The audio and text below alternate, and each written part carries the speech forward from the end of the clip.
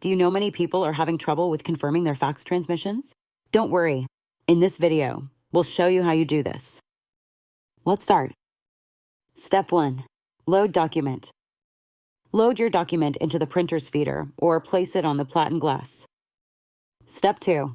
Access fax. Press the fax button on the home screen to access the fax function. Step 3. Enter number. Enter the recipient's fax number using the Fax Basic Features screen. Step 4. Set notice. Press Options and select Job Done Notice for confirmation settings.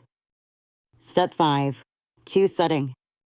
Choose your notification setting, any result for all faxes or only for errors if there's a problem. Now, you should receive confirmations for your sent faxes with ease. Still need help? Visit our website for the complete manual.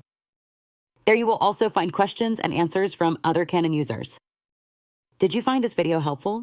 By subscribing, you help us continue to answer users' questions. So, subscribe to our channel. Thanks for watching and see you in the next video.